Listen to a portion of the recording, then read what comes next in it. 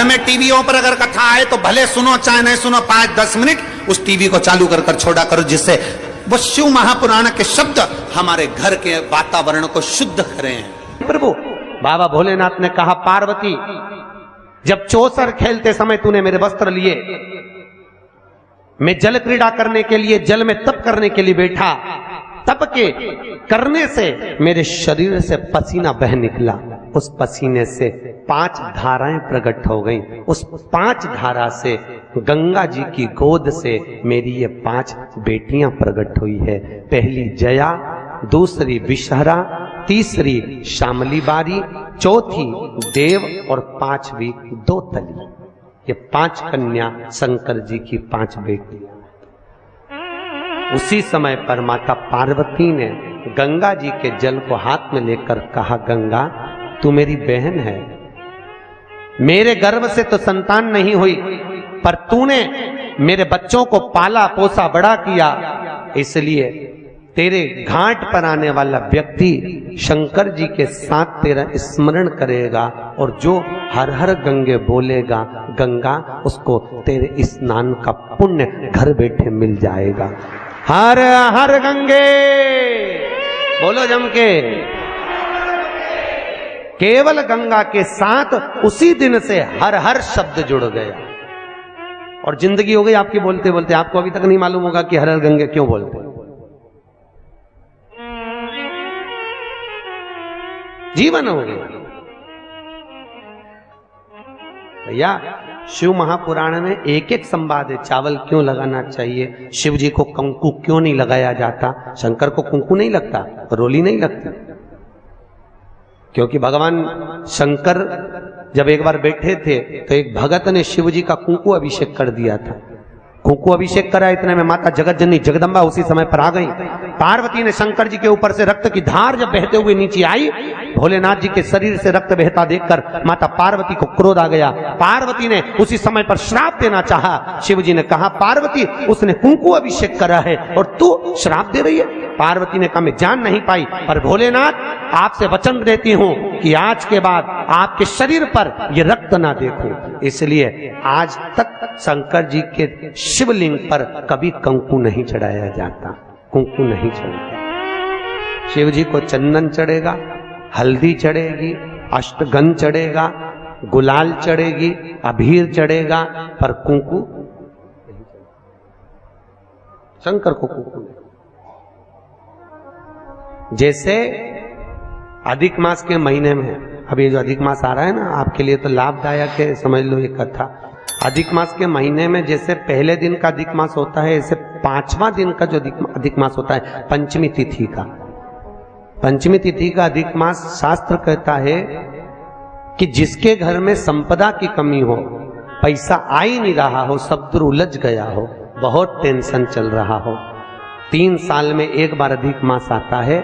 अधिक मास की पंचमी तिथि के दिन गन्ने का रस, गन्ने का रस जानते हो, ईख का रस, गन्ने का रस तुलसी जी के क्यारे में हाथ में लेकर 7 बार अपना नाम और गोत्र बोलकर छोड़ दो। जिंदगी में 3 साल में तो करोड़पति बनकर बैठ जाओगे, कभी लक्ष्मी की कमी नहीं आ सकती। अगला अधिक मास आएगा तो तुम तैयारी में बैठे रहोगे कि फिर पंचमी तिथि आए, फिर मैं गन्ने का रस डाल। केवल अधिक मास में होता है, अधिक मास के सिवा नहीं कर सकते, केवल अधिक मास, अधिक मास के अंतर्गत करें। और आपको तो मौका मिल रहा है ज्येष्ठ का अधिक मास है इस साल, बड़े प्रेम से आनंद में। और हम तो निमंत्रण दे रहे हैं आपको कि अधिक मास में मुंबई में महेश्वरी समाज द्वारा विष्णु महापुराण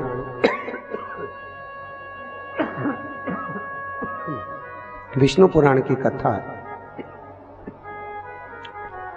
और आप सब भी विष्णु महापुराण की कथा में पश्चिम मुंबई महेश्वरी भवन श्रवण करने पधार। विष्णु महापुराण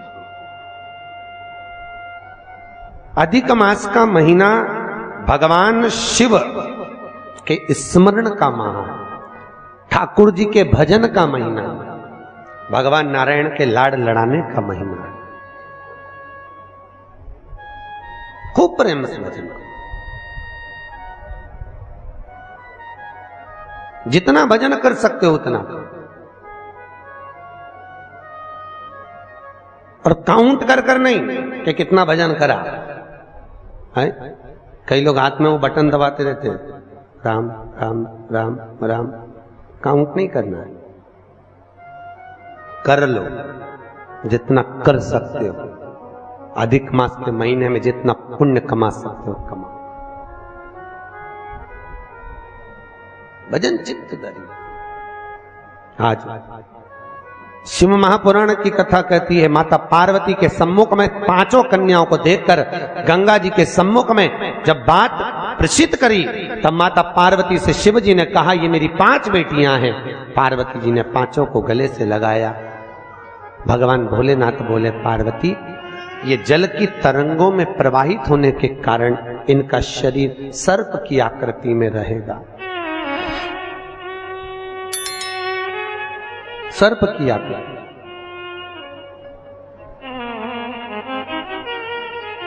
और वो 5 कन्या शंकर भगवान की 5 सर्प रूप की बेटियां हुई। सर्प रूप।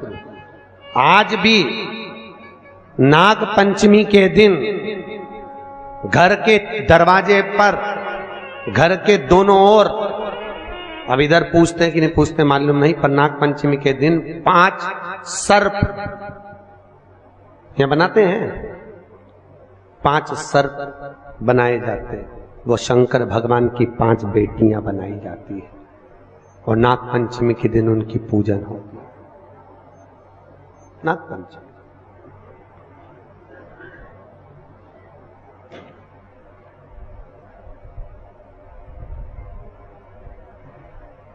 भगवान शिव की आराधना का केंद्र बिंदु है। भगवान शिव का सुखमूल स्थापित करने वाली है।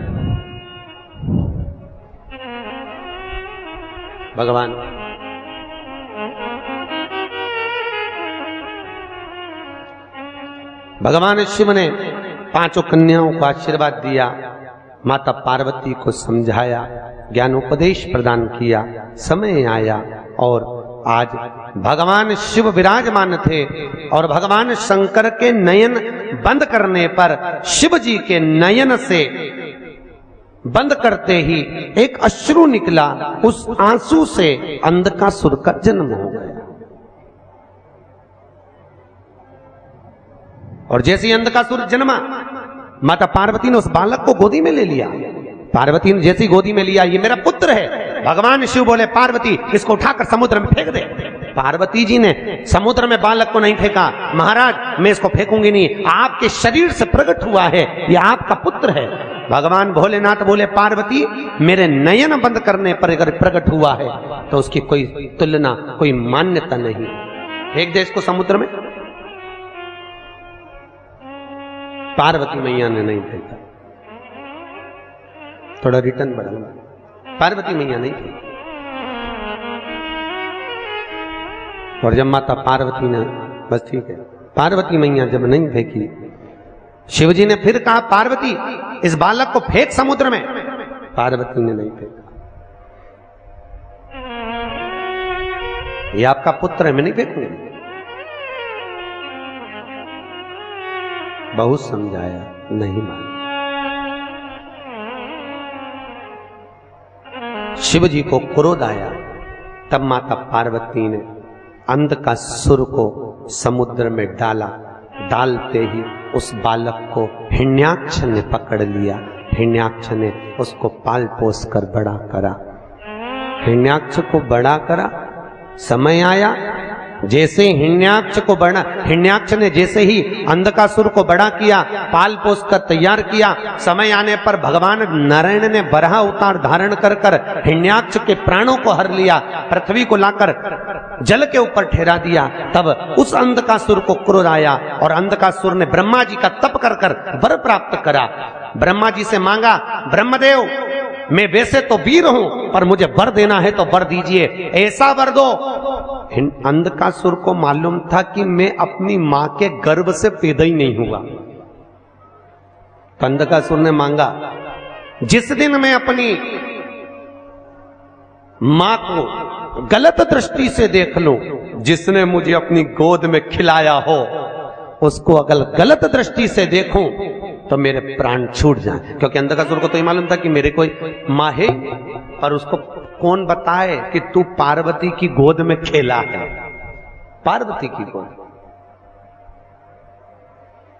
जिस दिन मैं अपनी मां को अगर गलत दृष्टि से देखूं उसी दिन मेरे प्राण छूटे, बस उस दिन मेरा अंतिम समय हो। ब्रह्मा जी ने कहा तथास्तु।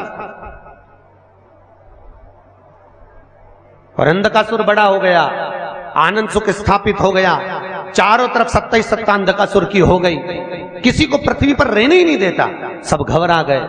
तब अंधकासुर ने अपने दूतों को बुलाकर कहा, जाओ सबसे सुंदर जो नारी हो, सबसे सुंदर जो कन्या हो, उससे मैं विवाह करूंगा, मेरे लिए लाओ। इतने में एक दूत बोला, जो सबसे सुंदर थी, जो सबसे अति रमणीय थी, उसने तो शंकर जी को पति बना लिया। अरे तो क्या हुआ, शिव को पति बनाया है, उसको मैं अपनी पत्नी बनाऊंगा। कहां रहती है? कैलाश पर।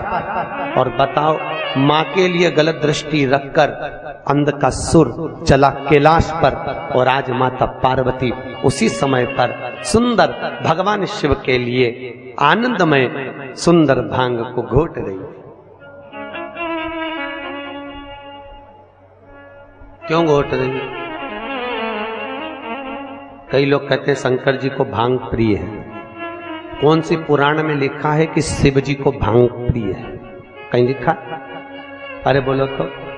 पूरी शिव महापुराण में, भागवत पुराण, नर्मदा पुराण, गर्ग संहिता आदि आदि के जितने शास्त्र, जितने प्रमाण देने वाले पुराण हैं, कहीं नहीं लिखा कि शंकर जी को भांग प्रिय है। शिव को भांग प्रिय नहीं है भैया। वो तो शंकर जब आपको मालूम है ना, मंथन में जब विष निकला था, विष शिव जी ने पिया था, उसकी बूंदें नीचे गिर गई थी, उससे भांग धतूरा उत्पन्न हो गया था। शंकर जी के पास में भांग रखी है, पी नहीं रहे। क्यों? शंकर जी के पास में जब भांग रहती है, चारों तरफ से जब हवा आती है, तो शिव जी ने जो जहर पिया है उससे कंठ नीला पड़ गया है। वो भांग की हवा से शंकर जी के गले को ठंडाई मिलती है। शंकर जी भांग पीते नहीं है, पर दुनिया के लोगों ने तो शंकर जी को बदनाम कर दिया।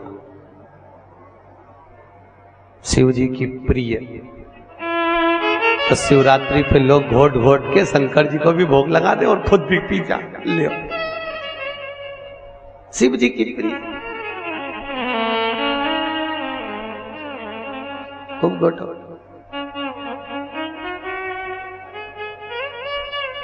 प्रियता नहीं। समुद्र मंथन में अमृत किसके हिस्से में आया था? देवताओं। विष किसके हिस्से में आया? अरे बोलो, शंकर भगवान। जो अमृत पिए वो देव, जो विष पिए वो महादेव।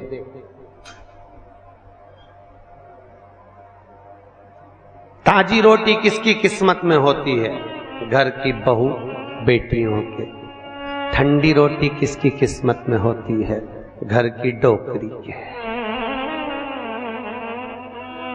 घर की वृद्ध। क्यों? मां भले रसोई घर में नहीं जाती, पर रसोई घर में प्रत्येक सांस, आप भी सांस होगी, प्रत्येक सांस घर में बहू जब भोजन बनाती है तो एक बार सांस घर में राउंड लगा कर आती है, चौके में देख कर आती है डब्बे में रोटी कितनी बची है, डब्बे में रोटी कितनी बची है। क्योंकि बहू अगर ज्यादा रोटी होगी तो उठाकर गाय को डाल देगी, तो जब सांस जीमने बैठती है तो कहती है बेटा मुझे वो ठंडी रोटी ला दे। क्यों? सांस को मालूम है ना बहू खाएगी, ना बेटा खाएगा, ना पति को खान दूंगी, और ना कोई खाएगा, आखिरी में वो गाय के मुंह में चली जाएगी, और इतनी रोटी बहू फेंकेगी, दिल मेरा दुखेगा। तो घर की बूढ़ी माँ कहती है मुझे ठंडी अच्छी लगेगी, कड़ी के साथ, दाल के साथ मैं ठंडी रोटी खा लूंगी, ला दे दे। और बहू ने ठंडी रोटी लाके मम्मी को दे दी, माँ ने खा ली। उसी तरह क्या शंकर भगवान को अमृत प्रिय नहीं था? अरे बोलो तो, था ना प्रिय। अगर देवताओं को अमृत अच्छा लग रहा है तो भोलेनाथ जी को भी अमृत अच्छा लग रहा है, पर शंकर भगवान ने